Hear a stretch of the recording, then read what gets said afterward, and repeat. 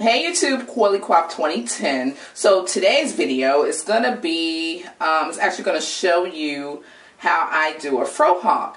Yesterday I was actually browsing through YouTube and got inspired by a fellow YouTuber by the name of African Hair God, believe it or not. But he was doing a FroHawk. His specialty is kind of flat twist and two-strand twist combination.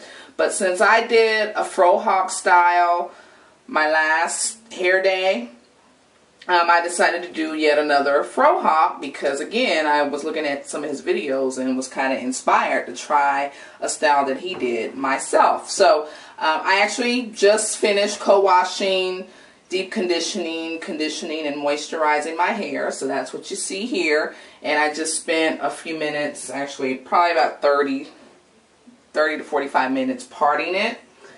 So you can kind of see the structure. And he made a really good point, and he actually got the point from another YouTuber, and I forget her name right now. But when you do a FroHawk, you should have a point at each end. It kind of helps shape the FroHawk. So I'm thinking that has been the issue with some of my FroHawks. So I'm going to try this. As you can see, I've already done my parts. And I'm not too particular on getting my parts straight. I probably will once I do my flat twist. But for the most part, I know this is not straight. So don't comment on that. So I'm just kind of going to show you how I'm going to kind of recreate the style that I saw in God, I forget his name again just that quickly.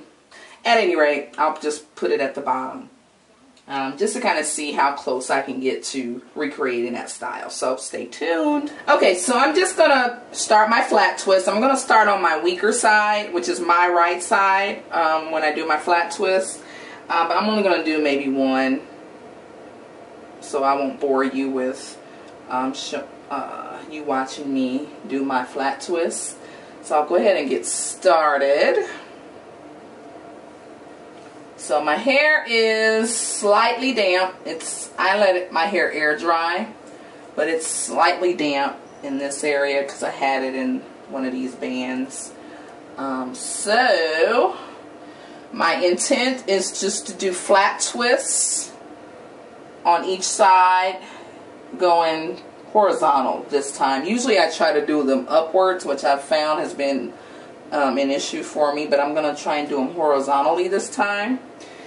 And the guy's name is African Hair God, by the way. And he uses rubber bands to kind of secure the flat twist. I'm very skeptical of doing the rubber bands, and I have some.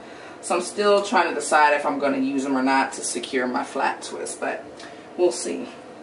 So, grab my mirror to see how I'm going to get started here.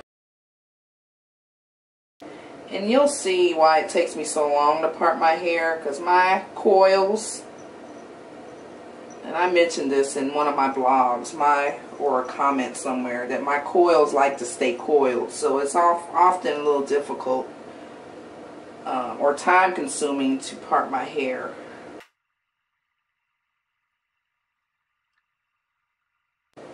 And I think that's pretty straight for a first time around.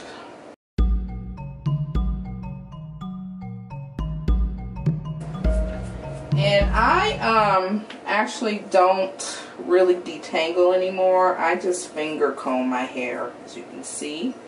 And what I'm going to do, and this is a shea butter mixture that I did almost two months ago now.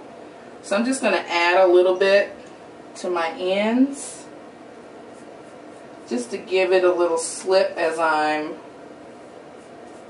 flat twisting. And then I'm going to put a little bit at the root here to help it lay down a little better, actually.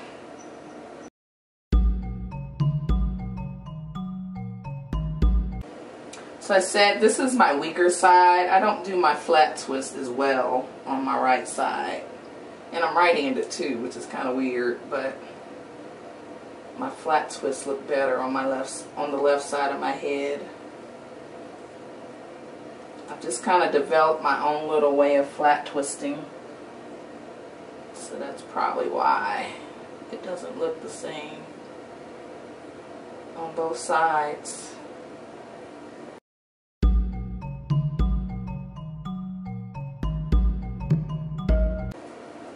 And as I mentioned, my hair is actually more dry than damp right now. I usually will do this with my hair damp, but I'm actually finding that when it's dry, it's a little easier to do my flat twists. So this is where my conundrum comes in. I do not really want to use a rubber band to secure my flat twists. But if I don't, it gets loose. So,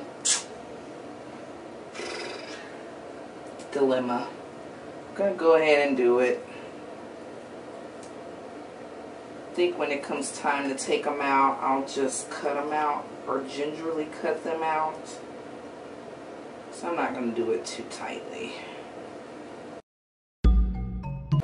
So there's the first flat twist, and I will just continue flat twisting, and then I will show you the right side once I'm finished. So take care.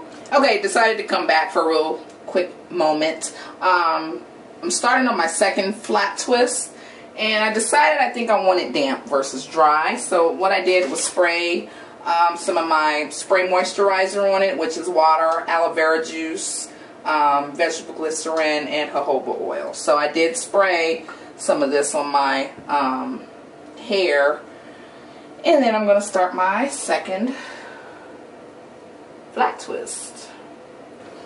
Okay, y'all, so I am actually on my last flat twist on my right side. So I just wanted to turn the camera on so you can see it. So again, I'm using my shea butter mix at the root, finger combing it through, put a little bit on my ends, and then I'm using my spray moisturizer as well.